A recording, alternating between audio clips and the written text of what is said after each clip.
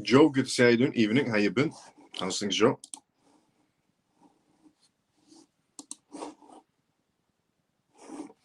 Pablo, good to see you as well. How you doing? How you been? How's things?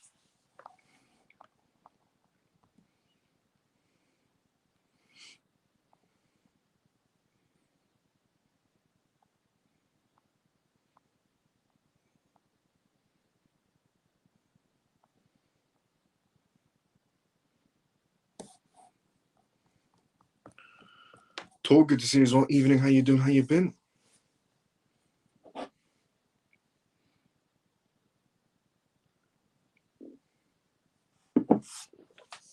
Okay, by the time everyone tunes in one by one, let me give you a breakdown of what we're going to be talking about on tonight's live.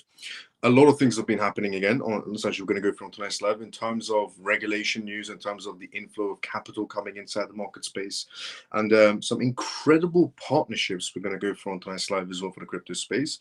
So, on episode 313 of the CMF Live, we're going to talk about these topics on tonight's live. We're going to talk about the crypto essentially bull CFTC member. So a member of the CFTC is actually leaving, and they decided to give out some sort of information of what's going to be happening next inside the crypto space. We're also going to be talking about tonight's live regarding more news and proof of where the liquidity is coming in, essentially for Bitcoin, for the surge it's been having. It's mostly to do with the Bitcoin ETFs.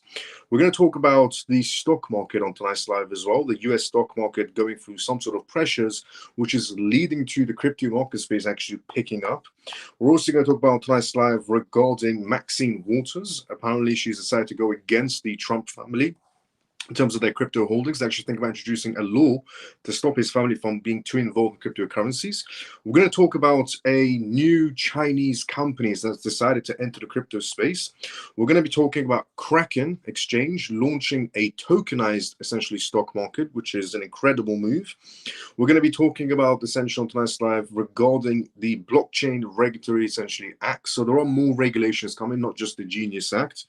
We're also going to go through news on tonight's live regarding strategy, planning to expand essentially on their Bitcoin ETF purchases. We're going to talk about the SEC decision on the delays that's been happening for Bitcoin and Ethereum ETF essential redemption, some upgrade into their filings.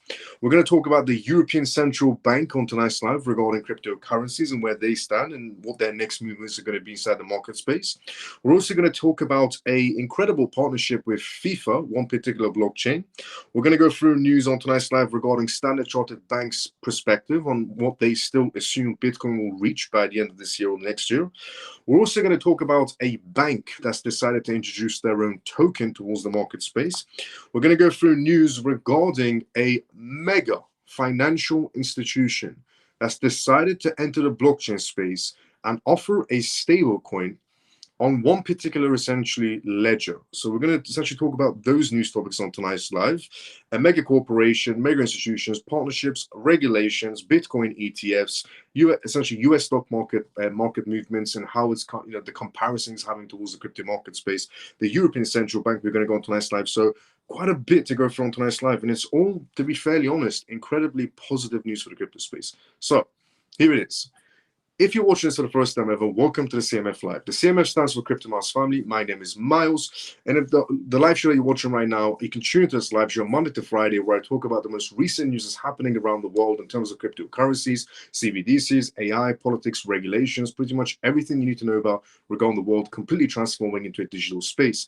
This is episode 313 of the CMF Live. We also do Q&As on this live as well, which means if you do have any questions, put it down inside the comment section. More than happy to answer any questions you may have. And the disclaimer of this live, as always, is not financial advice, not political advice. And whatever I say is only for entertainment purposes. So if you watch this for the first time ever, welcome to the CMF Live. If you're regular, let's go CMF. By the way, thank you so much to everyone from the CMF who has essentially liked this live on essentially X. If you've liked this live, retweeted this live, or put a comment outside the live, thank you so much. If you haven't done that, CMF members, take 5 seconds to retweet the live and put a comment outside the live as well. Even like the live. If you watch this on YouTube, thanks so much to everyone who's also liked the live. If you haven't, take 5 seconds to like the live and put a comment outside YouTube as well. Now, before we go through the first news on tonight's live, which is essentially regarding the CFTC member, let's go inside the comment section first, and then we go straight into the first news. By that time, everyone should be tuned in for the first part of the live. Let's see where we're at. We were at here. I read today, Joe says, Lee, good to see you. How you doing? Evening. Joe says, I read today that from the 27th of May, BitMEX will use XRP as a margin, essentially currency for their derivatives market. What's a margin essentially currency, and how bullish is this for XRP? It's quite bullish, and it's also a news that I shared a while ago regarding BitMEX essentially getting to a stage to be able to do this. It's going to add liquidity towards the XRP ledger over time. It's going to add essentially indirect value towards XRP, the token itself, because it's a gas token. But in general, it's brilliant news, but it's a news that essentially as they go more along it's going to add more liquidity to the table. Hi, brother. Come on, good to see you. How you doing? How you been? Hi, Miles. When is the bull run going to kick off? High prices, or is it just a dream? Johnny Bravo, is not just a dream. The market is actually preparing itself in terms of the regulations that are happening, which is one of the reasons essentially Bitcoin is having the movements it's having, because of the Genius Act we're going to be having and other regulations we're going to be having, which we're going to go through on tonight's live. So no, it's not a pipe dream. It's a game of patience right now, and we're so close to the finish line. We're getting closer to the finish line, essentially. Good evening, brother Miles. Funky brother, good to see you. How you doing? How you been? Free and Feather, good evening, Miles and CMF. Good to see you. How you doing? How you been? You think, Johnny Bravo says, you think XRP can hit $50 by Christmas? I would say consider variable change. Anything's possible, right? Regulations, case dropped. Sky's the limit. Good evening, CMF. Funky brother, good to see you. How you doing? Miles, I read news about blackouts. Is that true?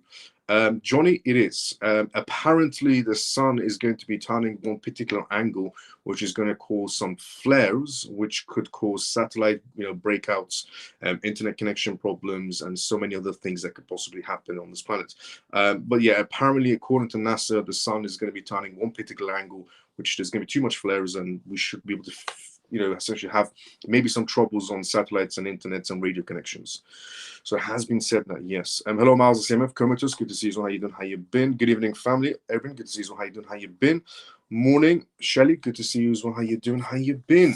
Now, the first news on tonight's live is from a CFTC member who's leaving the CFTC, and they've decided to share some news about what they think is about to be happening next from the CFTC and how they're going to, put the crypto space on the right path inside the United States.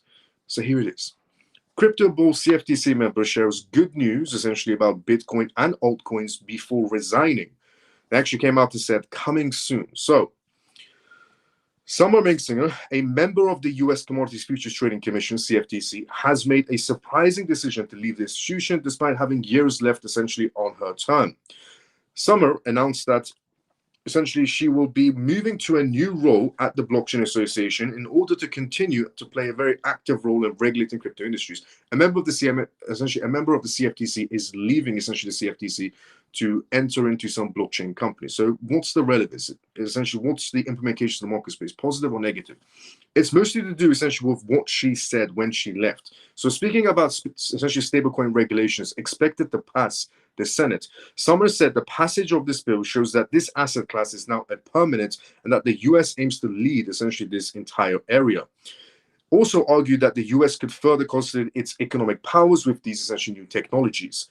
Summer also stated that it was a challenging process to make the decision to leave before completing essentially the term, and expressed that he essentially believes that it could be more effective contributions to priorities and issues such as stablecoin laws and market structures and regulations through his essentially new role at the Blockchain Association. Summer also argued that the CFTC is in a unique position as a regulator of crypto spot markets, and said we already have oversight authority in futures markets. As the CFTC, we are a market regulator, and that makes us competent. And also said that the CFTC is a global regulator, so it can effectively oversee international crypto markets as well. Apparently, according to this member of the CFTC who is leaving the CFTC for a blockchain company, that the CFTC is actually preparing itself to launch certain things inside the crypto space. But not only that, but the CFTC is going to have international essentially ripple effects on whatever laws they essentially put forward or whatever projects they greenlight. So Summer, who said that cryptocurrencies futures products may soon start trading in the US, and started that some applications are in evaluation phases, and these products will soon start trading within the frameworks of US regulations. The CFTC is about to be approving certain crypto projects to essentially be regulated and also be tradable with institutions. It would be a great gain for the sector if these products return to the US market. Some are also noted that the CFTC has historically essentially relied on baptism corporations and argued that the agency operates independently of political pressures, that the agency can effectively monitor markets even with a small amount of members. While the US President Donald Trump's wealth growth essentially from crypto investments are happening during his re-election campaigns, he has essentially been sources of public debate. And some have said these discussions are distracting from the real issues. What we really need to focus on is essentially having a market to operate in regular manners inside the United States. And these discussions are essentially distracting us from these goals, he said.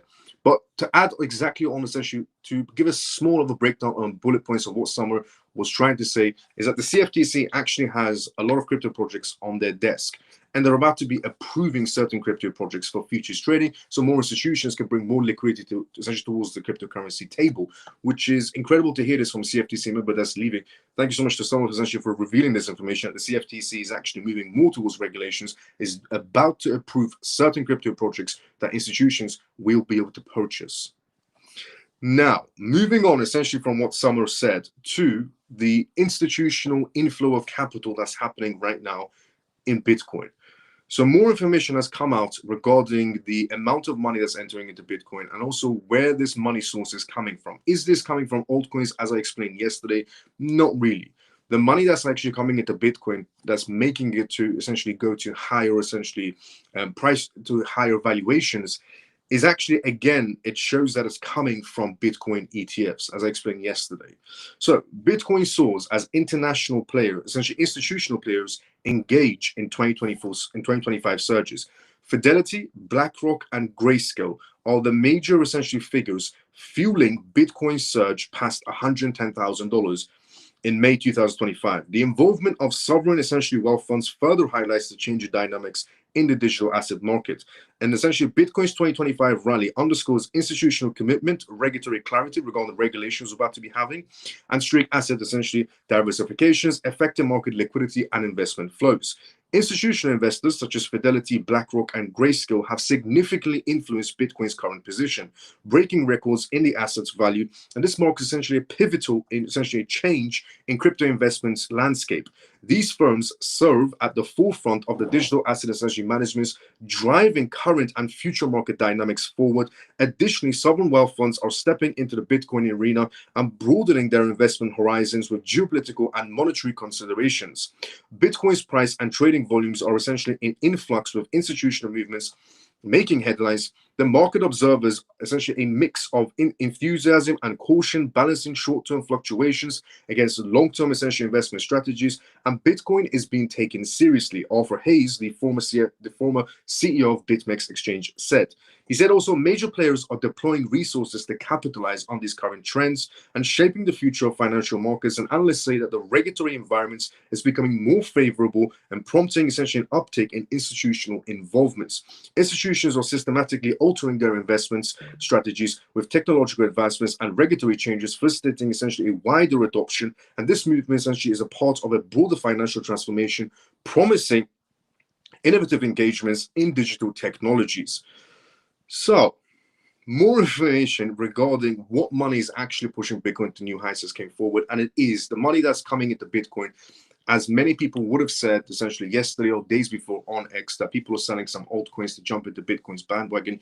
It's actually the money that's coming, the capital that's coming in to push Bitcoin to these new heights is actually coming in from BlackRock's clients who are expanding their ETF footprint, also from Grayscale's clients and Fidelity's clients. That is the reason why Bitcoin is climbing the price points, which is, again, brilliant to see the blockchain space picking up. But it wasn't what people assumed was altcoins being sold into Bitcoins. That wasn't the reality of it. Actually, the majority of money coming in is just money that's coming in from ETFs. Again, that's not a bad thing, but it's just to put the misinformation to the side that people were presuming it was altcoins being sold off and so on. Not saying altcoins aren't being sold off, but the majority of the money is actually coming from ETF holders who are just buying more of this particular asset. Why they're buying more of this particular asset? It's because we're about to get some regulatory clarity inside the market space. Now, US stock market is what we're going to be talking about next. Before we talk about the US stock market, because the US stock market always has some sort of correlation towards the crypto market space. So before we talk about that, let's go to the comment section first. As I said previously, this is live from London. As always, If you do have a question or comment to make, put it down in the comment section. More than happy to help you out. So let's go inside the comment section first before we go through the next news on tonight's live, which is regarding the US stock market and the correlation between the crypto markets. Because there are many reasons why the crypto markets are picking up. Now, Funky Brother says we're here actually. Miles, do you think Coinbase might delist XRP from their exchange if Ripple acquires USDC?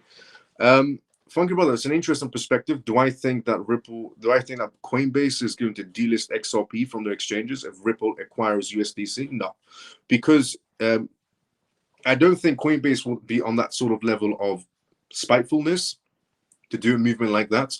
But also Coinbase should benefit essentially from Ripple acquiring Circle, depending on how their contracts go in between, because Coinbase earns 50% of essentially revenue from USDC held in Coinbase.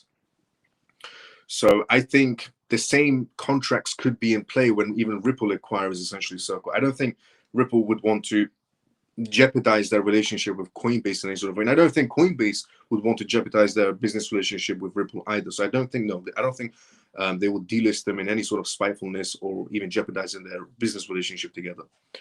But interesting question. Today I've read so much bullish news on Ripple and XRP. Let's go, Funky Brother. We're going to go through one incredible piece of news towards the end of the live. Good evening, Miles. How's things going? Things are going great, Cali. Good to see you. How you doing? How you been? Funky Brother also says good things are coming on XRP Ledger and Ripple signing new contracts, yet no movements on price. I guess the case is still pending. That is the reason. Yes, the case is still pending. But the case is technically over between the SEC and Ripple. It's just that Judge Torres wanted a much more proper structured, essentially, filing. And also because Gary Gensler, the last second appeal he did, the case going into appeals court was the confusion that was created. But yes, happy Pisces. Good to see you. How you doing? How you been? Adi, good evening, Miles. Can't wait to hear your views on the movement on BTC. I shared some essentially, the reasons of why BTC is moving is because of the ETF holders. BlackRock ETF clients, Fidelity's ETF clients, and Grayscale's ETF clients are actually the ones feeding into Bitcoin right now, reaching new heights, which is incredible because they're doing it on the basis of regulations is just around the corner for stablecoins, and one other particular regulation is about to be passed as well. Well, not passed, just about to go into voting. Let's just say filing for voting, then passing. Manny, good to see you as well. How you doing? Good evening, Miles of CMF. Good to see you. Lena, good evening, Miles. Good to see you as well. How you doing? How you been? Ray, greetings, Miles of CMF. Good to see you as well. Ray, how you doing? How you been? Now, another particular reason, not just essentially Grayscale, BlackRock, and Fidelity's client base that's extend their foot reach into Bitcoin ETFs, but also another reason why the crypto markets are actually doing well, which they assumed would do negatively based on this particular news, but it went slightly down. The opposite happened. We went up. So here it is. US stock markets on the verge of a correction as Bitcoin brushes $112,000. The cracks inside the US stock market got wider today as bond yields essentially surged and Wall Street tried to essentially act like nothing was wrong. Stocks edged up, but the numbers were weak and shaky. The Dow Jones added just 156 points. The S&P 500 crawled up by 0.3%, and the Nasdaq squeezed out of a 0.7% gain. That comes essentially as a 30-year Treasury yield hits 5.14%, the highest it's been since October 2023, right after lawmakers essentially pushed through a new bill that traders say could make deficit spirals out of control. That bill passed essentially in the House early today, along with party lines, would cut taxes and increase military spending. So the cut tax essentially bill that Trump has pushed through to be passed regarding cutting taxes for all essentially retail section institutions, so inside the United States. They're saying essentially this is going to have short-term positive effects. If it goes on longer, it's going to have negative effects. But obviously, if Jerome Powell, the Fed chairman, does rate cuts, it could be a positive effect going through. It's now on its way to the Senate. The Congressional Budget Office says that the total cost could hit $4 trillion, which would blow a hole in the already massive national debt. They're saying Trump trying to cut taxes for everyone could be a disaster in the long run. At the same time, fears of inflation are rising again, partly because of President Trump's universal tariffs, which are already weighing in on the bonds market and lifting yields even higher. Long-term, essentially longer-term yields are climbing fast. The 10-year Treasury also rose during the sessions, but came down a bit later. Still, yields essentially are moving in the wrong direction for borrowers. And these are the same rates that shape mortgages, credit card interest, and all kinds of consumer debt. That's putting pressure on the economy already hit by essentially the Trump trade moves that are happening. But we obviously know that the trade deals that Trump is doing is actually a positive for the United States in the long run, with the amount of manufacturing investments that's actually coming back to the US. Now, Jed, who manages essentially portfolios at Argent Capital Management, did an interview today with CNBC, and he said short term, the tax bill is good for the economy for the United States that Trump is trying to do. It is going to boost the GDP growth in 2026 for the United States because of all the investments that are coming inside the United States because of Trump. It also reduces tax for lots of people. It increases spending, especially on defense, and so things are essentially to better the economy. But Jed didn't sound optimistic beyond that. He also explained another outcome. Longer term, yeah, it blows out of the deficit. The yields are going to go higher, which means prices are going to go down because treasuries are becoming essentially less appealing and trustworthy. The treasury auction essentially was already a mess. Demand for a 20-year bond dropped hard, which essentially pushed yields even higher and sent stocks into reserves. I'll tell you what, even though that the bonds market essentially is struggling slightly inside the United States, once the United States passes a Genius Act, which is a stablecoin act, stablecoins essentially inside the United States are supposed to be backing their own tokens, their one-to-one ratio to US dollars, with US treasuries, US bonds, and also essentially fiat US dollars. So once a stablecoin act is passed inside the United States, the Genius Act is essentially fully passed into law, stablecoins that get regulated will have to keep on essentially backing their tokens. So RLUSD, USDT, USDC, all other essentially stablecoins that will get some sort of an approval would have to back their tokens with US Treasury bonds, which is already what's dropping slightly in value. And a lot of people say, no, essentially RLUSD or USDT or essentially USDC don't have holdings of fiat of US dollars or US Treasury bonds or so on and so on. In reality, they do. If you go and check on their own websites, they do say what's backing their one-to-one ratio of the US dollars. Now, Chris, the chief strategist, essentially at Wolfe Research, said on a note, not shockingly, the long-term US physical situation is on an unstable path with spending levels essentially surprising to the upside again, with only essentially 2020-2021 trends likely to be worse when the US reaches its September physical year end. Not in reality, because Scott Benson essentially from the Trump administration has said that anyone who is saying that the US is going to go through some sort of depression is pretty much delusional. He added that our sense is bold and vigilance are likely to start pushing back on this unsustainable long-term outlook in the tax bill, working its way through Congress by sending long-term yields higher. Chris also pointed out that the US is facing a massive pile of debt that will mature in the next 12 months, combined with nuclear inflation risk and uncertainty about how quickly the Federal Reserve can cut essentially the rates. The Federal Reserve has to cut the rates. Trump is putting a lot of pressure on Jerome Powell to do his job finally. While stocks and bonds have fumbled, Bitcoin surged again with the crypto market space. It jumped above $111,000, climbing as high essentially as $112,000 before holding steady near $111,000 and 578. By press time, the increase was about 3% on the day. That pushes the total gain for 2025 to over 18% so far.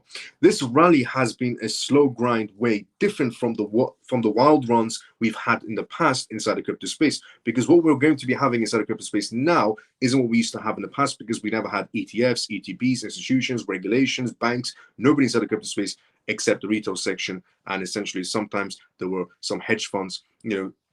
There's an old story about hedge funds essentially pump and dumping on the market space, and the sources weren't verified, but there was some information regarding the matter. But anyways, putting that to one side, it was mostly retail section. Now things obviously changed. Regulations, ETPs, ETFs, institutions, banks, reserves for essentially governments or even American states. A lot of things have changed, and that's why we're having this very regulated movement inside the market space.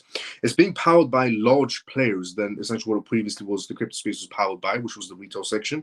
Big firms are buying, companies are holding more of it, and Bitcoin has been treated more like a safe haven than a gamble. One of the biggest reasons Moody's slapped the US with a fresh debt essentially downgrade, which we talked about Moody's ratings and downgrading the US from a AAA to a AA1, which made a lot of investors run straight to crypto. With Moody's rating on the US market space, it did make a lot of investors go towards alternative assets. Some essentially went towards gold, and some went towards the crypto market space. Another reason why the crypto market space started picking up and Bitcoin started picking up, one, because the regulations of Stablecoin Act that's been passed. Another regulation was on the way to be passed for cryptocurrencies as well. American states regarding their crypto stockpile, and Moody's rating essentially showing that the US might be on slushy grounds, which made investors go to alternative assets. Bitcoin's typical link with tech stocks is also starting to fade. Bitcoin used to follow tech stocks, and they're essentially coming out now saying that it's starting to decouple, but still sometimes does follow tech stocks. It's used to move essentially in sync with the Nasdaq, but now it's heading on its own direction because of the ETFs, of essentially the ETF clients from BlackRock, Fidelity, and Grayscale. That's what the movement is coming in from Bitcoin right now. But now it's heading its own direction. Some traders say that this is because more people are seeing it as a backup plan for when the dollar becomes unreliable. New members show that trend isn't just talk. Bitcoin ETFs have barely seen any outflows this month for the time being, with only 2 days of outflows in all of May. Data from Source of Value essentially shows this proof, and the rest has been essentially non-stop inflows for the time being. And it's not just funds. Public companies are buying essentially like crazy when it comes to cryptocurrencies. Their holdings are up 31% this year to about $349 billion, making up 15% of all Bitcoins in circulations, based on data from Bitcoin treasuries. So once again, proof has come out regarding what's actually funding the Bitcoin movement right now. It isn't people selling their altcoins, jumping on the Bitcoin bandwagon. It's actually the bigger players coming in and putting more money on the table when it comes to Bitcoin ETFs. At this point, the only people that are going to benefit from Bitcoin going higher and higher in value is just anybody that used to hold Bitcoin and still holds Bitcoin a tremendous amount, or any institutions that are buying into Bitcoin. If the retail section buys into Bitcoin, expect minimal profits, because you're now competing with essentially BlackRock's client base, Fidelity's client base, 21 Shares client base, Franklin Temple's client base, even JP Morgan's client base, and the list just goes on. Now you're competing with high profile players. So Bitcoin essentially has become the institutional essentially money capital flow, which eventually is going to be the same play for tokens like XRP, XLM, XDC, HBAR, Solana, AVAX, and so on and so on and so on, because they're going to get the massive corporations inside them as well. And so that's just what happens. It goes from retail money to institutional money, and whoever's left still playing the game gets to reap in the gains. The Treasury auction essentially happened regarding the bonds, and Chris, the chief strategist essentially at Wolfie Research, said on a note, not shockingly, that the long-term US physical situation is an unsustainable path with their spendings, and that also essentially Chris pointing out to other matters regarding the social value shows and data and proofs of the money that's coming into Bitcoin ETFs. But then again, that's just another reason why we're having movements inside the crypto space, is because one, because of Moody's regarding their ratings, two, because of the amount of regulations we're having, and three, the capital inflow is actually coming from institutions, not really the retail section selling altcoins. Now, with all of that that's happening inside the crypto market space, and crypto is starting to pick up some pace, slowly, Maxine Waters has come out with all the news is happening, positiveness inside the crypto space. And there's a lot more positive news that we're going to go through in the crypto space on tonight's live. A lot of interesting, incredible news we're going to go through on tonight's live. But the next news we're going to go through is regarding Maxine Waters. As usual, the Democratic Party have wasted time trying to, again, go after Trump.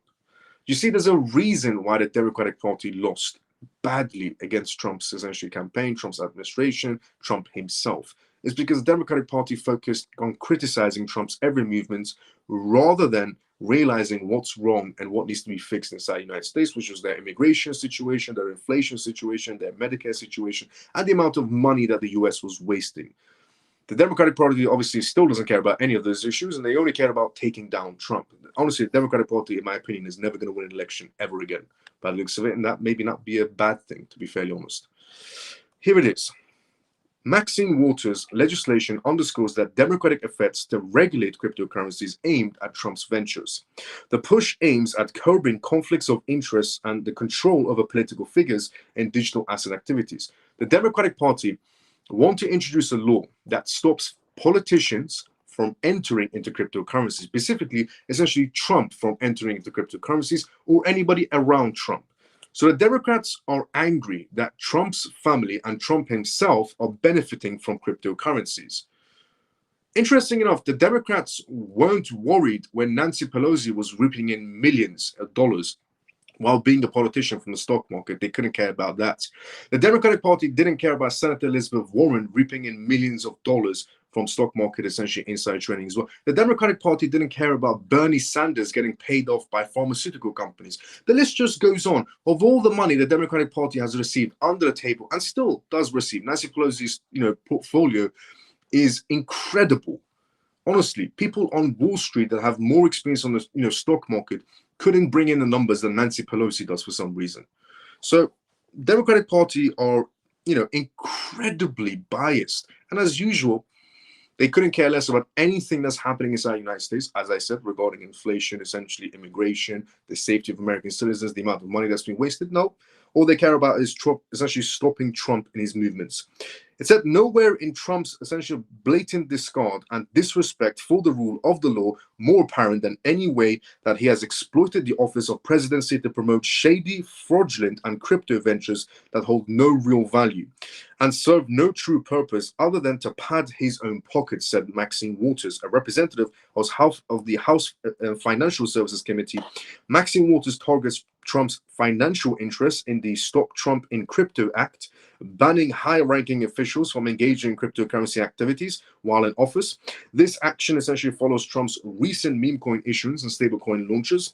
The list of involved parties include President Donald Trump, who, along with his family, has engaged heavily in cryptocurrency ventures. Also, just want to point out one other interesting factor. With Trump and his crypto campaigns, it's optional to buy. Just want to point that out. When it comes to Trump launching a new token, let's just say Donald Trump tonight, released a new cryptocurrency. It's optional for people to buy it. Now, let's just flip this script. When it comes to the Democratic Party, they're actually stealing taxpayers' money. That's not optional. They're just stealing taxpayers' money and funding their own useless campaigns, funding essentially traveling back and forward to El Salvador to see gang members, or some other matters. The millions of dollars they spent through US aid, filling their own pockets, stealing from taxpayers, that wasn't optional. The taxpayers never had a choice on all the dumb movements and dumb spendings the Democratic Party did. But when it comes to Trump, he could release a crypto token tonight. It's optional for the retail section to buy it. But it wasn't optional when the Democratic Party was stealing taxpayers' money and sending it overseas, or filling their own pockets, or Biden's family stealing taxpayers' money, or his son stealing taxpayers' money, or his son doing a $5 million contract with Ukraine. Again, taxpayers' money. None of that was optional. The retail section never had a choice in any of those spendings. So the way they play two-face is incredible when it comes to the Democratic Party.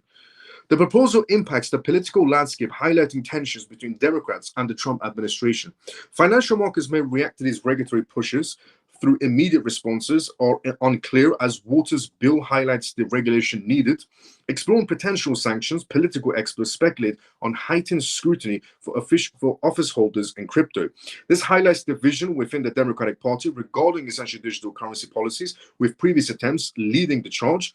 Whether regulatory essentially reinforcements follows remains uncertain. Historical legislative essentially efforts, such as previous amendments, foreshadowing potential shifts in crypto regulations, they may impact both political figures and broader cryptocurrency industries. So, honestly, the Democratic Party, once again, spending taxpayers' money for useless resources, just trying to go after Trump, stop Trump's family, stop Trump from making money. That's all they think about.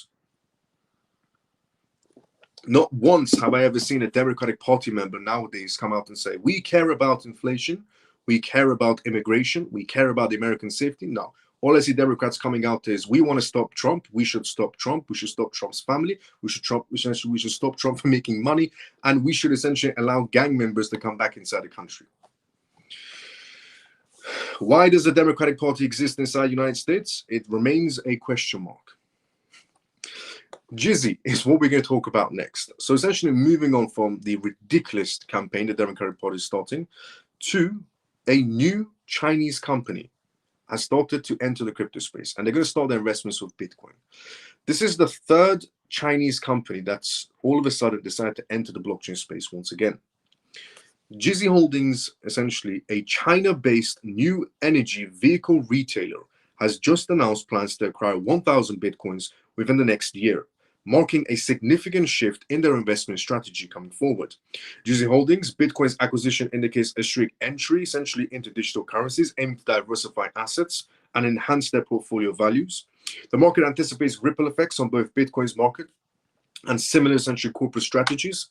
GZ Holdings, trading essentially on the Nasdaq under ticker JZXN, operates retail outlets for new energy vehicles. The company collaborates with essentially over 20 manufacturers and plans to employ a dual tracking funding approach to purchase 1,000 Bitcoins in the next year, using a combination of new stock issuance and cash purchase strategies. Seeking external financing may also play a role in facilitating this ambitious essentially acquisition. This decision is poised to impact both GZ and the broader market space by enhancing their portfolios through Bitcoin. GZ Holdings signals essentially a shift towards digital currencies, aligning with growing number of public companies recognizing Bitcoin's value-added potential for asset diversification. Investors and stakeholders also are expected to closely monitor GZ's moves as they embrace this new asset class, bringing implications for cryptocurrency markets and public company portfolios. This move represents GZ's essentially significant entry into digital currencies and blockchain technology, said GZ Holdings spokesperson.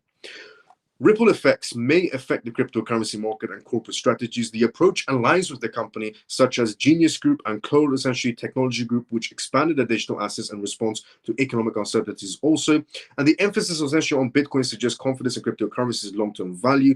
GZ Holders an optimistic view of blockchain technology, signaling a potential collaboration of broader applications beyond asset holdings. This move could also indicate a strict shift as GZ explores innovation essentially in digital finance and blockchain integration to maximize returns and solidify its position as a changing global economic landscape that's happening around them. So another essentially Chinese company has decided to enter the blockchain space.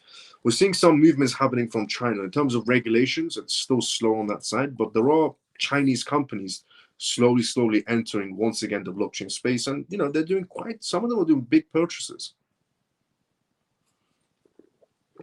Now, moving on from the Chinese company to Kraken Exchange. Kraken Exchange is about to introduce something quite incredible on connecting the traditional market space to the crypto market space. Before we talk about Kraken Exchange, let's go to the comment section first. As I said previously, this is live from London, as always. If you do have any questions or statements to make, put them down in the comment section. More than happy to answer the questions you may have. So let's go to the comment section first, and then we go straight into the next news. We were at here. Semper, good to see you. How are you doing? Evening, Miles CMF. Richard, hi Miles, good to see you. How you doing? George says hi Miles CMF. George, good to see you. How you doing? Davey says yes sir Miles. Davey, good to see you. How you doing? How you been? Alex says hi Miles and family. Alex, good to see you. How you doing? How you been? Harris says hello Miles. Haven't been here since January. Do you still think XRP will hit three digits this year? Wish you all good. Harris, good to see you. How you doing? How you been? Harris, I would say case dropped regulations. It needs the 3 green lights to be seeing those types of numbers. And in my opinion, it's going to get the case drop 100% this year because both the SEC and Ripple have come to that settlement agreement. It's just the judges give it the green light. But also the regulations are coming through, so sky's the limit. Miles, what do you think about XDC coin and what numbers you think it reaches? What numbers do I think XDC is going to be reaching? Again, it depends essentially on the regulations basis. Sky's the limit, same scenario for that one as well. It's in the financial sector. We need regulations for banks and essentially institutions to be start utilizing cryptocurrencies domestically and internationally. And we've heard it obviously from banks that they're ready. Bank of America, essentially CEO in Davos, essentially recently talking about how Bank of America is ready for stable coins and cryptocurrencies, and other banks and institutions are ready. It's just the regulations need to be in place. Once they get in place, XDC, XRP, XLM, HBOR, quite a few financial projects are going to do tremendously well for themselves. Miles, I thought you might be off to the White House for Trump's crypto dinner. Unfortunately, I didn't buy Trump's meme coin. I never buy meme coins in general, but yeah. Okay, Johnny, no problem. I know you're against meme coins, but this is Trump. Hi, Miles and CMF, let's go. XRP, let's go, Peg. Good to see you. How you doing? Johnny also says, Miles, what amount of XRP you hold to top the holders list? What amount of XRP do I hold to top the holders list? Regarding the amount of XRP I'm holding, I don't think I'll ever reveal it. I've always said never reveal what you're holding in your crypto wallets. And who knows if I'm even holding cryptocurrencies or not. But it's one of those questions I can neither confirm or deny if I'm holding crypto assets or not. but you should never tell anyone how much cryptocurrencies you're holding, because it has become a very, very cruel world for people who are holding cryptocurrencies. A lot of people, are disappearing and so on, and a lot of people are getting kidnapped. There's a lot of situations going on with people online who are boasting about their cryptocurrencies. A lot of bad things are happening to people online who come out and say, I hold this much crypto, that much crypto, I'm so rich, look at me. And it's always ending quite bad for those types of people. So personally, I've always said since day one, the same way you don't go around and show your bank balance to everyone around you or online is the same reason you should not be revealing your crypto wallets online or to anyone around you. Same reason you don't show your bank balance to people is the same reason you shouldn't show your essentially crypto wallet. I've always said to everyone around me also, if you do want essentially some sort of information of your own portfolios, obviously I never charge a single penny. I'm completely always free of source.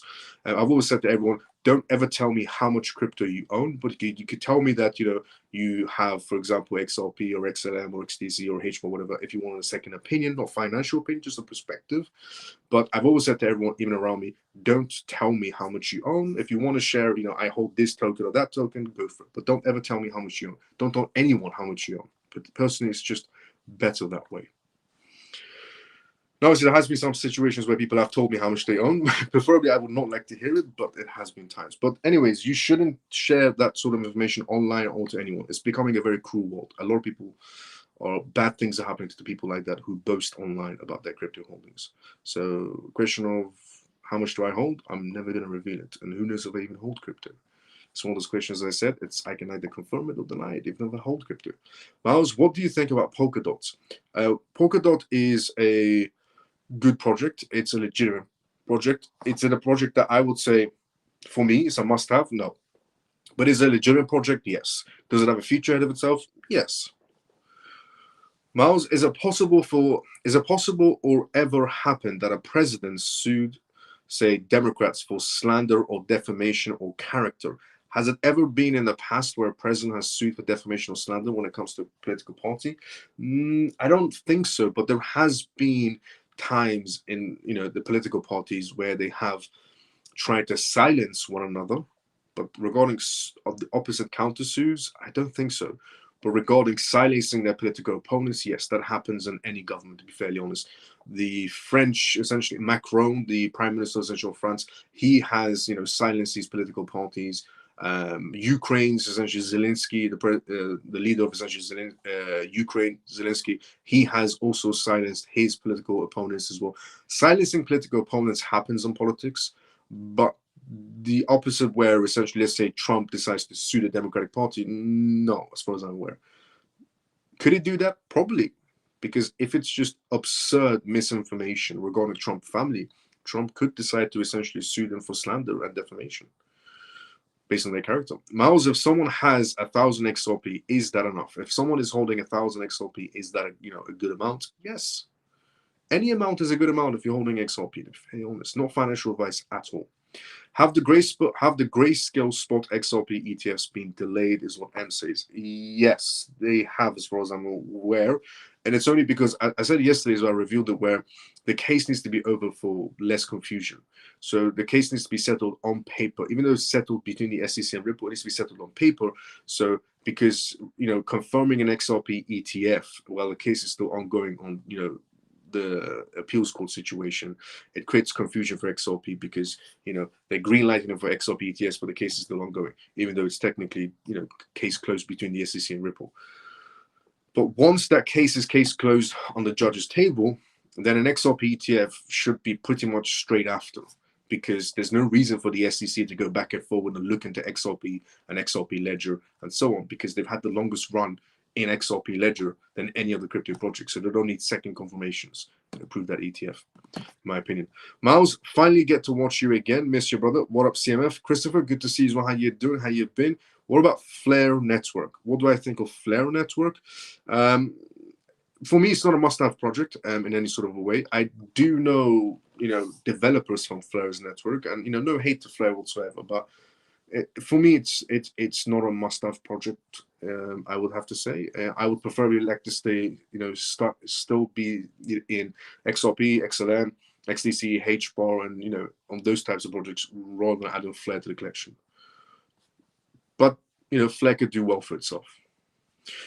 Good day, Miles and CMF. Mike, good to see you. How you doing? How you been? But if you are holding Flare, I hope it goes incredibly high in value, and I hope you do well for yourself. No financial advice at all. When is Ripple case over? It keeps going on for ages. Well, the case is technically over between the SEC and Ripple. It just needs to be over on paper, because Gary Gensler appealed the case last second when he left. And Brad, CTO of Ripple, and CLO of Ripple all said, this man is an absolute waste of time. Why did he appeal it last second, even though he knows he's going to be out the door on January 20th? Because of that situation of Gary Gensler appealing it, the case went to the appeals court. And when Ripple and SEC filed in, the case wasn't technically on Josh Strauss's table. That's why. But the case between those two have finished. It just needs to be on paper. Now, Kraken Exchange is what we're going to talk about next. Kraken Exchange has launched tokenized stocks for global markets. The first ever, you could say, tokenized stocks, the stock market connecting to the crypto market space, is about to be happening. It's quite a big movement. Kraken, a major crypto exchange, has launched over 50 tokenized stocks and ETFs, including Apple stocks that are tokenized. Tesla stocks are also available, but they're available to non-US customers, and they're only available right now, just for the time being, on Solana's blockchain. Now, if you're wondering to yourself, why has essentially Kraken Exchange opened up first with Solana's blockchain rather than any other blockchain out there? Well, and if you wondered to yourself, why haven't they chosen the XRP Ledger? Again, it goes back to the case situation, because Kraken said that they had difficulty launching this the first time around. Kraken Exchange wanted to launch a tokenized stock market where people can trade stocks like Apple, Tesla, Amazon, 50 of the biggest essentially stocks out there. And they wanted to make a 24/7 market space, connecting these two markets together, but they had difficulty regarding regulations and the hurdles they had to jump through.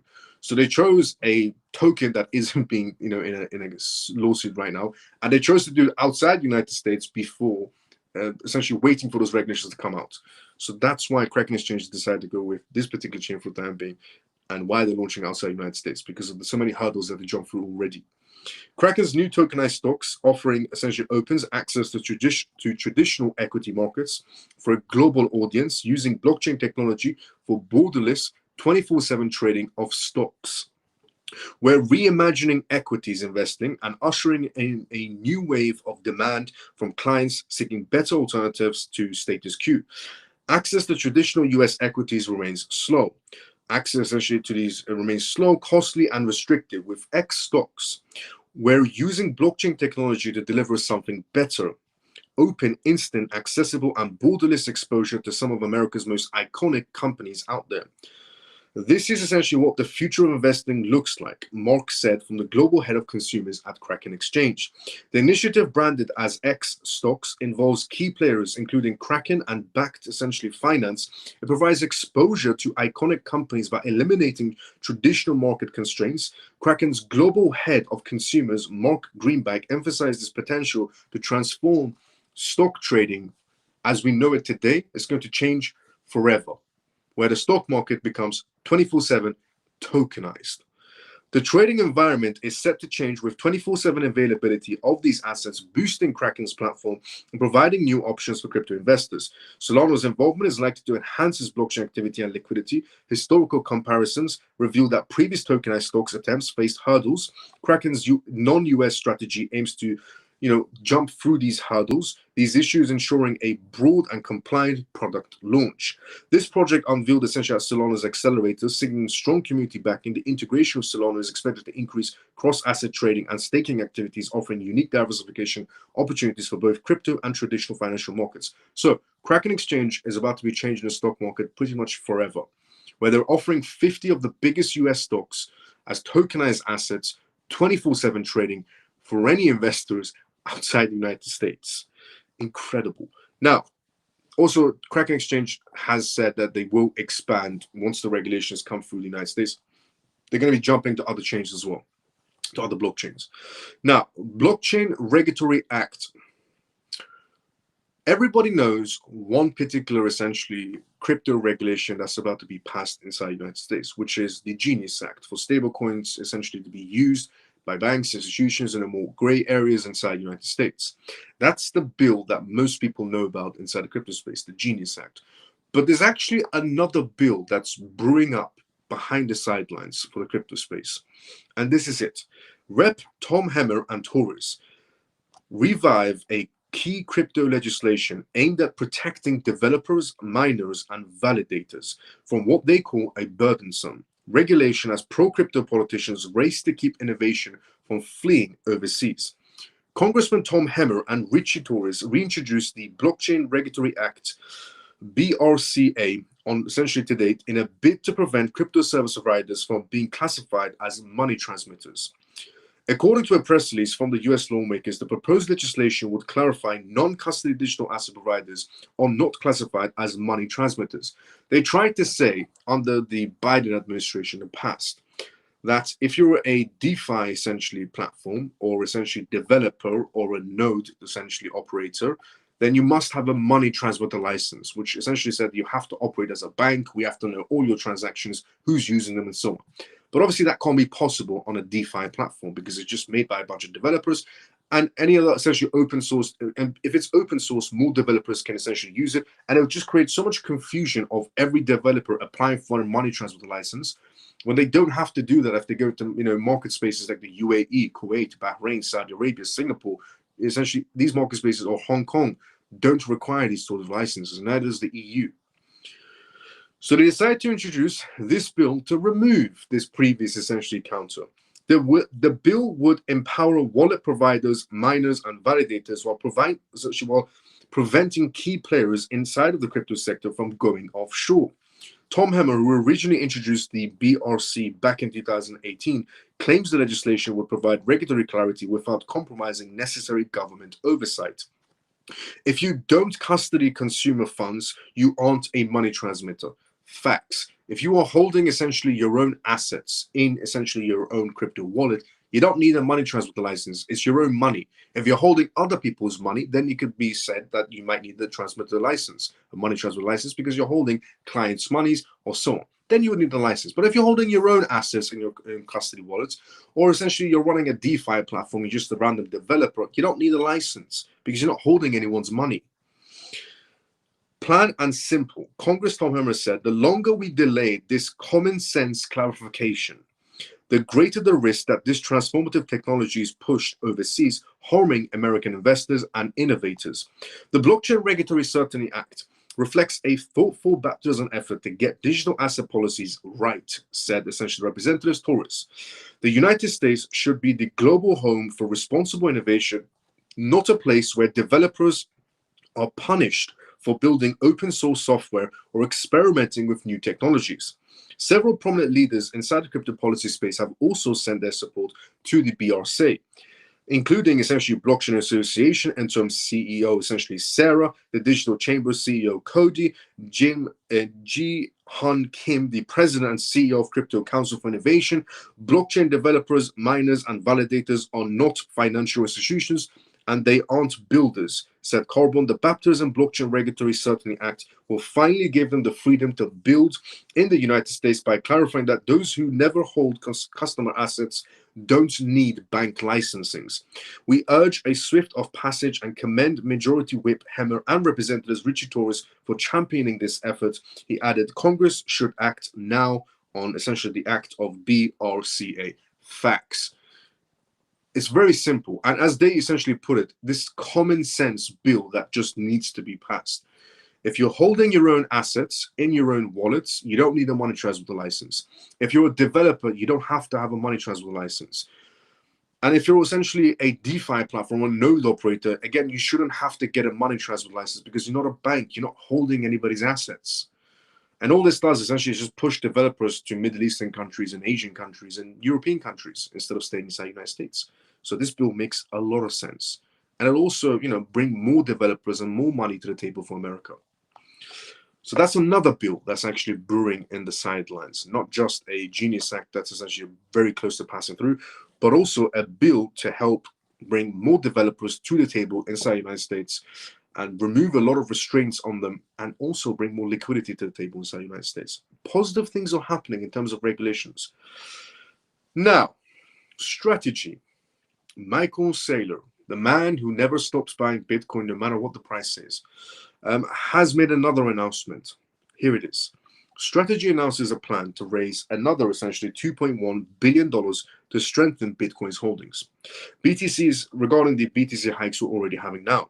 Strategy announced today that it plans to strengthen its Bitcoin holdings aimed at the ongoing bullish sentiments.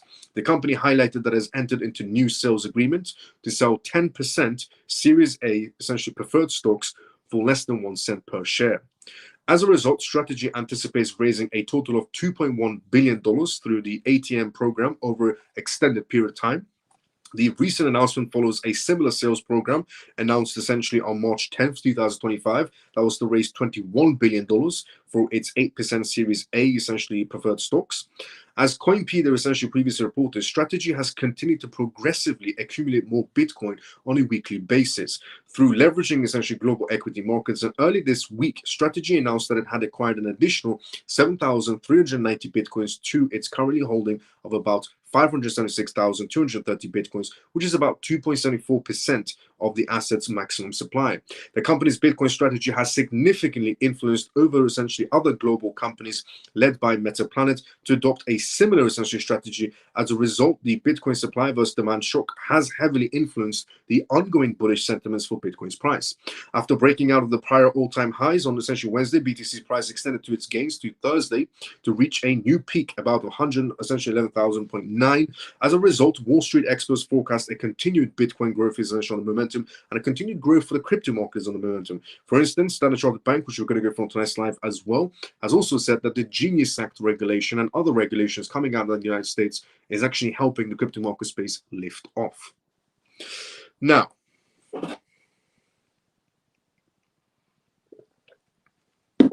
SEC is what we're going to talk about next. So, the SEC's decision on Bitcoin, Ethereum, ETF redemptions is what we're going to go through next. But actually, before we go through that news, let's go inside the comment section first. As I said previously, this is live from London, as I always am. If you do have any questions or statements to make, put it down in the comment section. More than happy to answer the questions you may have. So let's see what's going on here, and then let's go straight into the next news.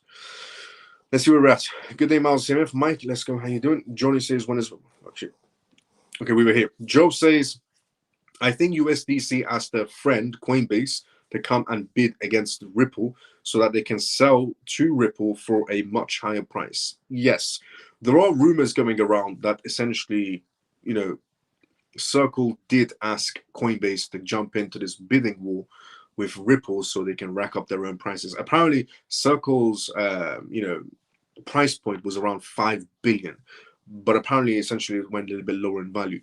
But Ripple still has the money to purchase it if it goes higher in value. But yes, there are rumors going around. Some sources are claiming, it's not verified sources, but there are sources claiming that Circle asked Coinbase to jump into a bidding war with Ripple. We all know, obviously, that Ripple has a much more deeper wallet, much more deeper wallet than Coinbase. Coinbase would have to borrow money to purchase essentially Circle. They can use their own assets as well if they wanted to, but they would probably most likely borrow money. Ripple doesn't need to borrow money. They have money. They have very deep pockets. But yeah. Hello, Miles CMF members. How's everyone doing? Great, I hope. Let's go, Scott. Good to see you as well. Share the live. Let's go, Scott. Now, SEC decisions on ETF filings for Bitcoin and Ethereum.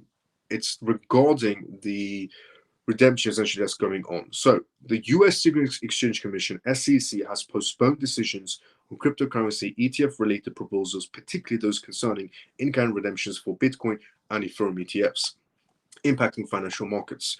Industry experts suggest that these delays underscores regulatory essentially caution in a maturing crypto landscape, with potential impacts on market stability and investor strategies. The SEC's decision essentially in-kind redemption proposals from major financial players, including Fidelity Investments and 21 Shares, illustrates the ongoing regulatory hesitation. Fidelity's in-kind redemption proposal for Bitcoin Ethereum ETFs and 21 Shares spot Ethereum ETF staking proposal both face extended review periods, and BlackRock and Grayscale are also key firms navigating regulatory pathways for these ETF innovations. They're trying to add to Ethereum staking capabilities because that's the only way to make Ethereum a appealing asset as a cryptocurrency ETF. It's very straightforward, because When Bitcoin became an ETF, Bitcoin has a limited supply, which is a selling point, which again, to BlackRock, that could be extended on global consensus, putting that to one side. Ethereum essentially didn't have any sort of appealing attraction to investors when there was a Bitcoin ETF. They never saw the point of going for an Ethereum ETF. And that's why we never saw Ethereum climb the way Bitcoin did when it came to ETFs. Yes, obviously there's a difference between their token supplies, but the reason was because investors just didn't see it as an appealing asset. However, if you add staking capabilities to Ethereum, all of a sudden it becomes an appealing asset. Investors can see the option as, buying a different ETFs, and they can stake it and earn more. That becomes an appealing asset. But that is essentially what the SEC has not denied, but extended for reviews. Eric and I expect SEC approvals for in kind of some point of this year. James, essentially ETF analyst, Bloomberg Intelligence, said with Eric, the SEC's actions hold a broad implications for financial markets, illustrating a deliberate pace in accelerating new financial products. This benefits market stability and investor protection, but limits immediate financial gains for stakeholders looking forward to ETF-driven innovations. Looking ahead, experts like James and Eric from Bloomberg predict that eventual approvals as the regulatory environment adapts to the market demands, where this occurs by mid-2025, as anticipated, it remains a focal point of interest. Income redemptions could align with initial expectations for institutional efficiency, providing momentum in the evolving ETF crypto landscape. Facts. It's the only way to make that asset to be famous, attractive asset. But ETFs should have staking capabilities anyways. Now, European Central Bank is what we're going to talk about next. The European Central Bank has warned of crypto risks aimed essentially at market geopolitical disconnect. So while a lot of jurisdictions around the world are bringing out regulations and making the crypto market space a little bit stricter, but also giving the freedom edge to crypto developers now, but also the stricter side is to close any gray areas so that banks and institutions feel more comfortable entering the crypto space, which we need them to enter the crypto space because we want their liquidity. So the European Central Bank has decided maybe they should go back to the drawing boards and add a few more regulations to make their market space a bit more safe. The European Central Bank warned of risk associated with financial systems as market volatility and cryptocurrency integration increases, prompting calls for regulatory reassessments today. This event highlights the growing concerns of financial instability as crypto assets become integrated, causing regulatory bodies to reconsider their current policies in the EU. The European Central Bank issued a report essentially today that underscores the rising exposure to cryptocurrency assets as a potential threat to financial stability. The report also follows growing crypto integrations with regulated products like ETFs. The European Central Bank has identified key vulnerabilities, with Bitcoin increasing market dominance being a major factor. The European Central Bank is saying Bitcoin is a highly speculative asset and it should be under that category no matter what anybody pretty much says. The bank noted that the growing institutional exposure and integration to the broader financial system. Bitcoin's volatility remains pronounced, posing a risk of sharp financial losses as it is. Across the pond, they might say differently regarding Bitcoin essentially, or Bitcoin ETFs or so on, and see it as a safe haven or risk-off asset and so on. In the European Central Bank, they don't actually see it as a safe haven or a risk-off asset. They see it as a very volatile asset and a very risky asset still. And they're only talking about Bitcoin. They never talked about the other cryptocurrencies or the altcoins and so on, only regarding Bitcoin. They said Bitcoin's volatility remains pronounced, posing a risk of sharp financial losses as it is. Correlation with other risky assets increases. Institutions view crypto as a diversification tool despite its correlation with tech stocks, some assets. The European Central Bank stresses the necessities of reassessing existing crypto laws to mitigate the potential instability. The Bank for International Settlements also highlights critical mass concerns in crypto and DeFi sectors. The European Central Bank's recent warnings echoes past concerns regarding crypto integrations and risk within traditional finance, and regulatory bodies previously observed similar market volatility challenges during prior crypto market expansions. Based on current trends, the European Central Bank suggests potential scenarios where increased regulations may stabilize markets, and historical data indicates that such tightening regulations could curb volatility and enhance financial stability. Yes, if they close all the gray areas, then more institutions will come towards the table as facts. Christian Lagarde, the president of the European Central Bank, emphasized, while risk to financial stability remains limited for now, This situation could change rapidly under current market conditions. So according to the European Central Bank, the world is going towards cryptocurrencies quite rapidly. In some people's eyes, or the majority of people's eyes inside the crypto space, the crypto market might be moving at very snail pace. But according to the European Central Bank, the world is actually moving very fast towards cryptocurrencies and regulations.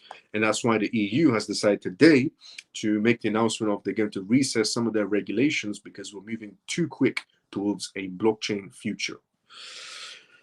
Now, moving on from what the European Central Bank said to Avalanche, specifically AVAX.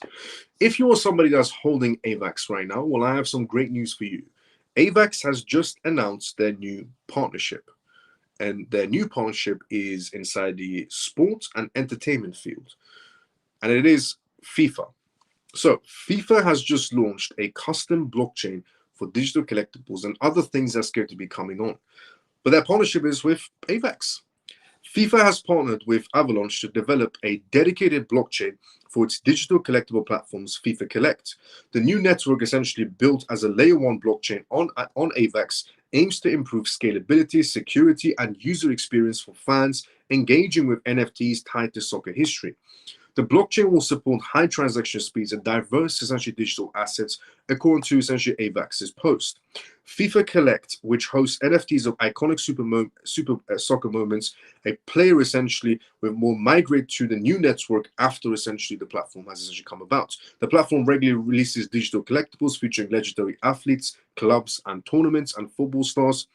Modox, a blockchain infrastructure firm, will also oversee the technical developments and marketplace upgrades. This collaboration aligns with FIFA's broader strategy to expand its digital offerings, building on the prior Web3 projects like in the Qatar World Cup 2022 and their blockchain games. The partnership underscores the football's growing intersection with blockchain technology. For its success, it will depend on execution and fan reception in the coming months. AVAX essentially is currently trading around $25.08, registering a 8.01% gain over the past 24 hours and about 7.46% increase in the last 7 days, reflecting a strong bullish momentum supported by both technological structures and major essentially news that's coming out.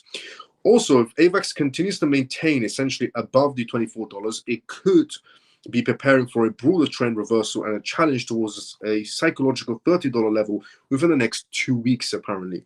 From a fundamental perspective, today's surge is directly linked to the major breaking news regarding FIFA has partnered with AVAX to launch a dedicated EVM-compatible blockchain network, making a strategic move away from Algorand and Polygon.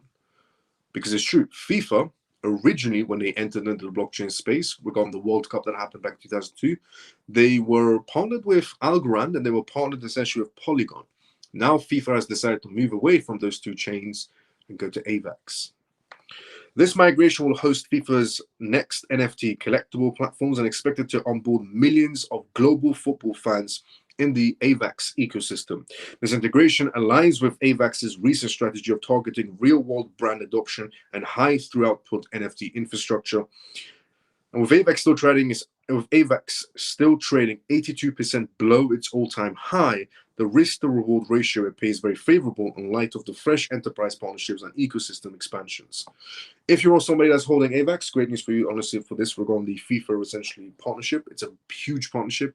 FIFA is football is the #1 watched sport pretty much, and FIFA has a ridiculous amount of viewership. So, over time, if all that viewership starts downloading their FIFA platform that's on the AVAX chain, it could bring quite a lot of liquidity to the table for AVAX. And if you're somebody that's not holding AVAX, don't worry, because the other crypto projects you're holding are going to do incredibly well also. Again, not financial advice in any sort of way.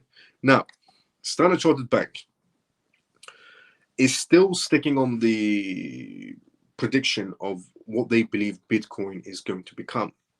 Now, we've had a lot of predictions, and I've read out some of those predictions regarding Bitcoin. The predictions I've read out are not from random analysts. They've all been from essentially Franklin Templeton, Nicholas from JP Morgan, Goldman Sachs has had some sort of perspectives, UBS Bank, and essentially Standard Chartered Bank, and a few other essentially banks around the world that have given their perspectives of what they believe Bitcoin is going to reach.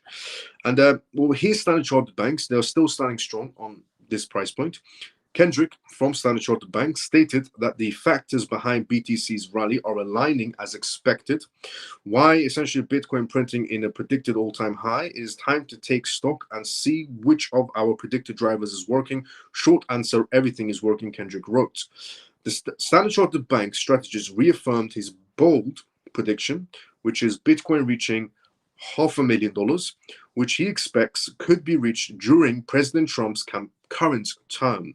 His ties essentially hinges on the combination of macro trends, institutional flows, and political tailwinds. Kendrick pointed to the recent 13F filings with the US SEC, which shows a surge in institutional and sovereign essential investments in Bitcoin, primarily through essentially proxy assets like MicroStrategy MSTR. He noted that this accumulation trend appears to have accelerated in Q2 2025, reinforcing confidence in long-term adoption. The coverage of essentially spot ETF approvals, growing balance sheet exposures by traditional asset managers, and clearer essential regulatory directions under a crypto-friendly White House has created what Kendrick views as a near-perfect environment for Bitcoin to reach new heights and for cryptocurrencies. With Bitcoin already setting new records in 2025 and capital inflows broadening Standard Chartered's projection of $500,000 per Bitcoin in gaining fresh attention from both Wall Street and the crypto industry. So Standard Chartered Bank believes that Bitcoin is going to become $500,000 under Trump's presidency. Now, what we're going to be talking about next is a bank that's decided to enter the blockchain space and introduce their own token. So here it is, Multibank. Multibank Group enters crypto with a new MBG token.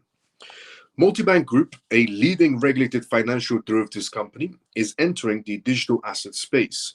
The firm recently launched a new platform called multibank.io and plans to release its token MBG built on the Ethereum network. This is a big move as the group becomes one of the many companies in the crypto industry that connects traditional finance with decentralized finance. Multibank now offers both traditional and crypto services under strict regulations. Its new platform, multibank.io, is designed essentially to let users trade crypto and use leverage options of 125 essentially times. Multibank.io supports deposits and withdrawals in currencies like AED, euros, and US dollars, making it easy for users worldwide to access crypto through trusted network providers. The digital platform is not just essentially another crypto exchange, it is backed by essentially years of experience, strong global licensing, and a trusted reputation. This move is a part of a broader industry trend. Big financial companies like BlackRock, Fidelity, and Goldman Sachs are now offering essentially crypto-related services, and essentially companies like Multibank Group will essentially are trying to enter the crypto space to have some piece of the action. Even banks like essentially BNY Mellon and Standard Chartered are getting involved. Institutional investors are stepping into the crypto scene to serve growing client interest and shape the future of finance. Because the run that we're going to be having inside the crypto space, the crypto run we are going to be having inside the crypto space, is a institutional run. It's a very regulated institutional run is what we're going to be having inside the market space. The MBG token is set to bring users real value from the beginning. Users can use the token to pay trading fees across multi-bank platforms and receive cashback. A essentially tiered structure will allow users to unlock rewards and discounts based on how much MBG tokens they hold or use. Users can also stake MBG on multibank.io to earn yields through annual percentage yield programs. This initiative is designed to help existing multi-bank clients. These are essentially those who already trade Forex, metals, and commodities expand safely into the world of cryptocurrencies. With over 2 million clients and $35 billion in daily trading volume, Multibank now brings trusted regulated crypto services to its users worldwide. The MBG token is designed to grow stronger over time, and it follows the diffusion plan, meaning the supply will slowly decrease. In the first year alone, Multibank plans to spend $58.2 million to buy back and burn tokens. Over the next 4 years, the goal is to remove up to 50% of the total supply of MBG token. The token will launch in June 2025 through a token generation event and will be listed first on major crypto exchanges. After that, it will be available on firm's platform. This is not a announcement for anybody to go and purchase MBG token when it launches inside the market space at all. Before you ever go towards a token, do full research, understand their licensings, understand their partnerships, and see if it has a future for you to be entering into. But that's just a announcement that just came from essentially multi-bank with their 2 million clients, and they're essentially $35 billion in trading volumes already bringing in from the commodities market space. They have Forex market space, they have metals market space, they have, and now they're entering into crypto with a token called MBG token, which hasn't been released yet. Just want to point that out. Also, it's coming out next month. So if anybody sees MBG token on CMC or essentially the other platforms, it's not real because it's coming out in June in their own announcements.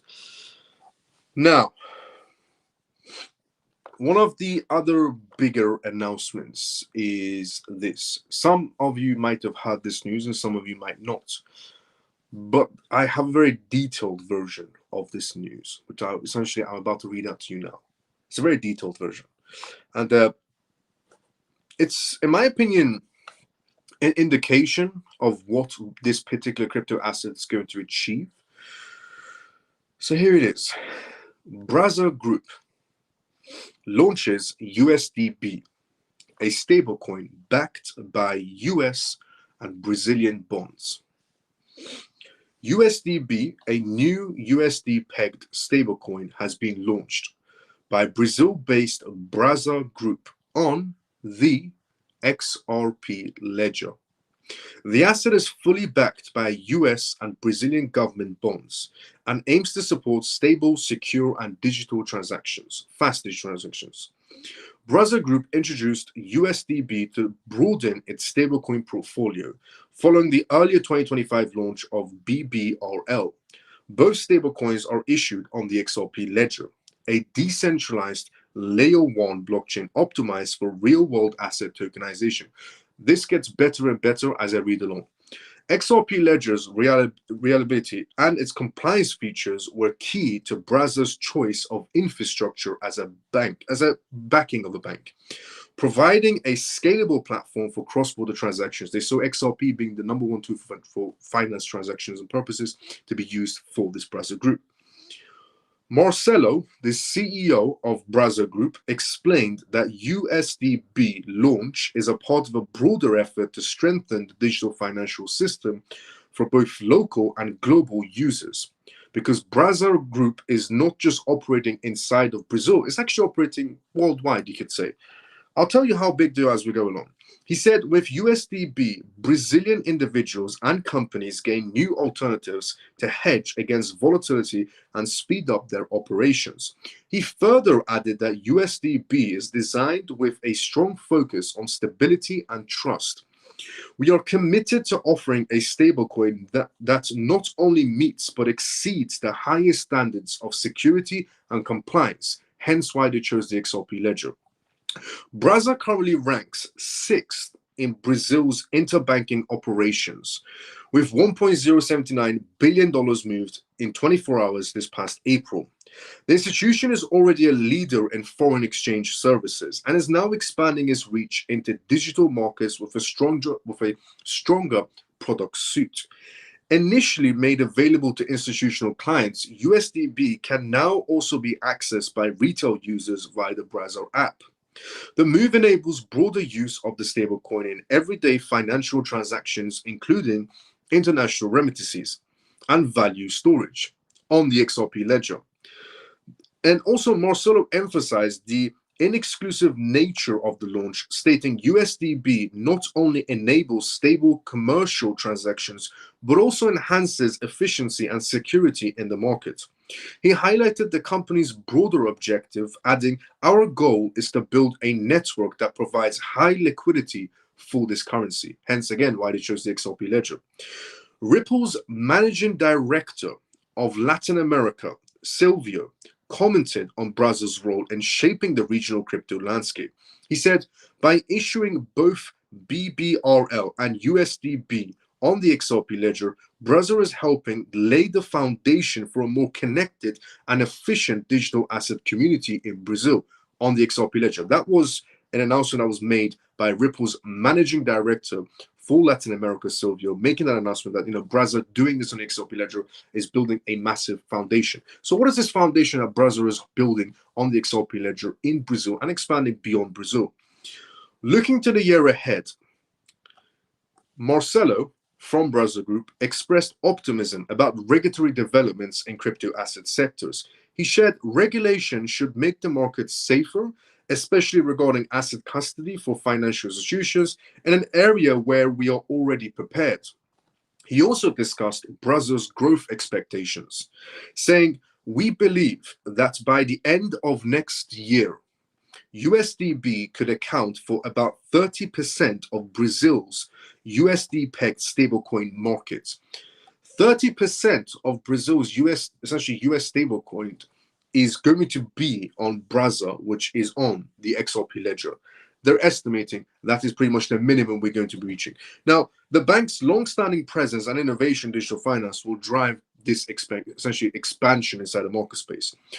Forecasting the future of global foreign exchanges, he concluded, we're positioning ourselves to lead this movement today. We are already a benchmark. With the launch of USDB, Brazil aims to essentially offer a solid bridge between traditional banking and more modern blockchain infrastructure. Brazil Group is just a point of perspective of, is Brazil Group even a big corporation in Brazil? Does it have any foot reach? Does a Brazil Group even work with the Brazilian government? Well, here's some detailed information on Brazil Group and their new XRP ledger venture. Brazil Group is a relatively large and significant player in the Brazilian financial services landscape, particularly in foreign exchanges and international payments. They are considered a Brazilian financial heavyweight. Brazil Group is considered a Brazilian financial heavyweight. That is how big they are. And also just a perspective, and have expanded their operations beyond Brazil. They even have a Brazil Group UK, and there's other versions of Brazil Group around the world. The significant market presence. One source has indicated that Brazil Group also holds 6th position in interbanking market operations in Brazil. Large transaction volumes. They have processed billions of Brazilian essential real in transactions over the past 7 years. So they have years essentially on their belt. But also, this gets better and better. So their collaboration with Ripple to launch a stablecoin demonstrates their commitment to leveraging technology in financial sectors.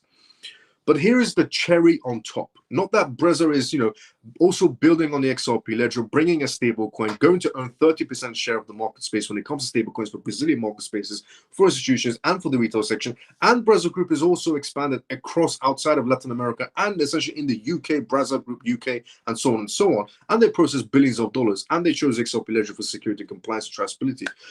But the cherry on top of all of this is, anybody remember Brazil? Essentially, anybody remember Brazilian CBDC name? Brazil is coming out with a CBDC. Many countries are also coming out with a CBDC. 98% of centralized banks are in CBDCs.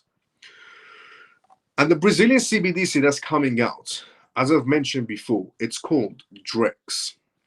Guess who is behind essentially DREX as well, and is working with the Brazilian government to create their CBDC? Brazil is actively participating in initiatives like DREX, which aims to create a blockchain intersection with the Brazilian Central Bank and its Securities and Exchange Commission. And ironically, Brazil has decided to partner with the XRP ledger.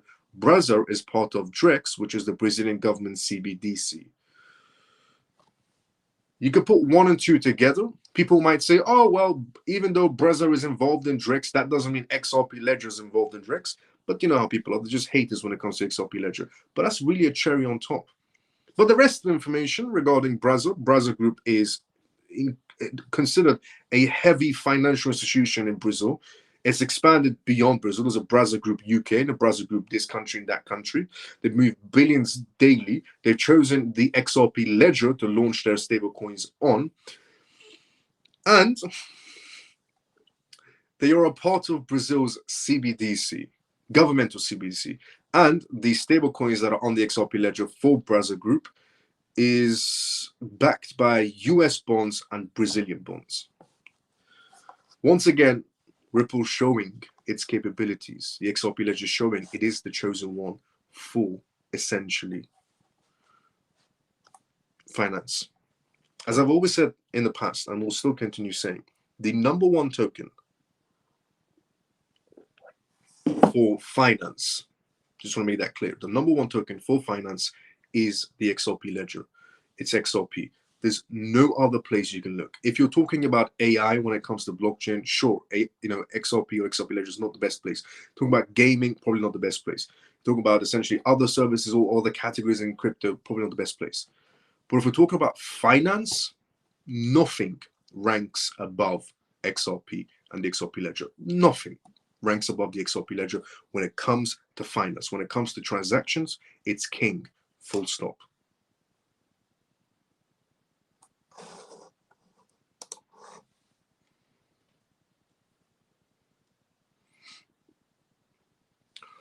Also, I've just lost the comment section.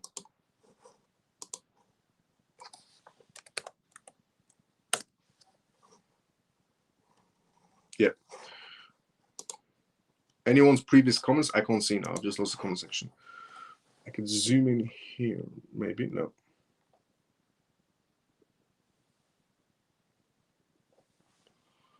Oh. Yeah, I can zoom in here. So yeah, as I was saying, sorry about that. I just lost the comment section, but it's reloaded again. As I was saying, nothing can replace XRP ledger when it comes to that sense. When it comes to financial sense, nothing can replace it. This is incredible news for the XRP ledger, incredible news for Ripple itself. And to be fairly honest, it shows once again that the XRP ledger has the brightest future in finance. Brazza could have chosen Solana, could have chosen Ethereum like JP Morgan or so on, and they didn't because they didn't have to. The only reason these mega corporations are choosing alternatives when it comes to finance is because the ongoing case inside the US, but there's no case in Brazil for Ripple. And in that sense, we also have come to the endings of tonight's live. This was episode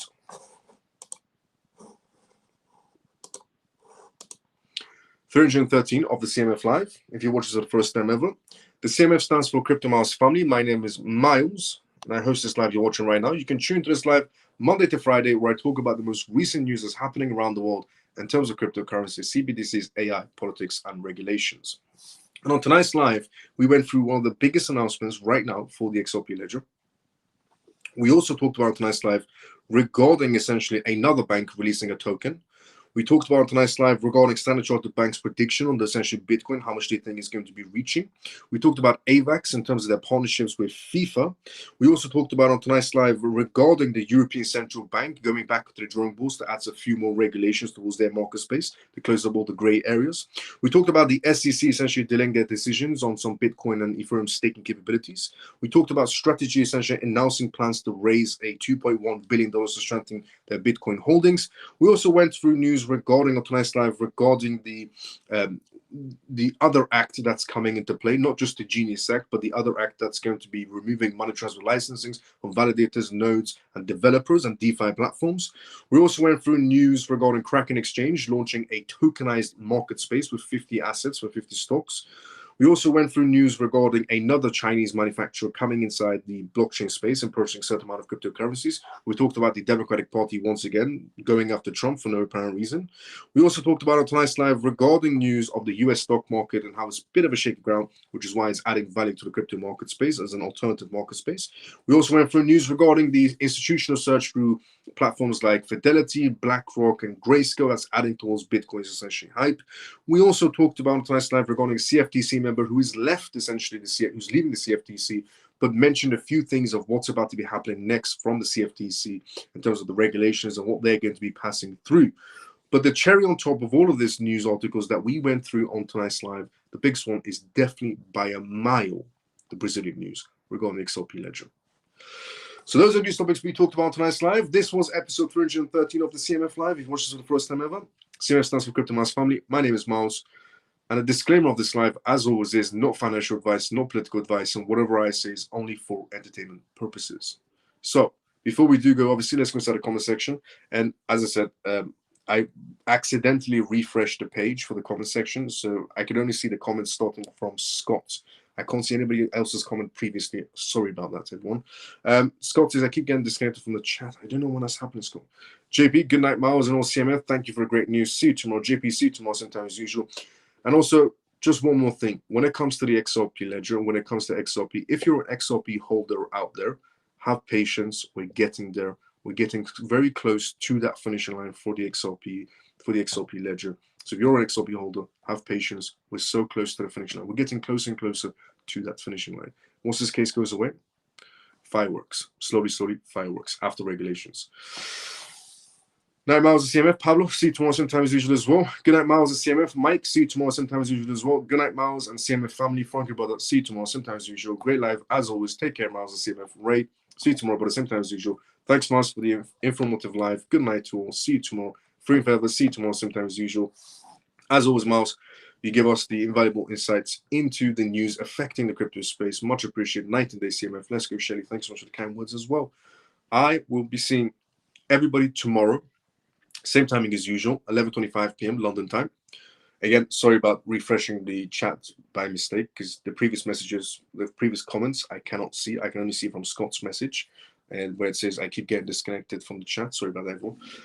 But if you watch this for the first time on the CMF Live, it's called the CMF Live. My name is Miles, and this was episode 313 of the CMF Live. Tune in tomorrow, same time as usual, 11:25 p.m. Incredible news that we just had today regarding Brazil. See everybody tomorrow, same time as usual. Oh, one other thing, like, comment, share, retweet, subscribe, follow if you haven't already done that, CMF members.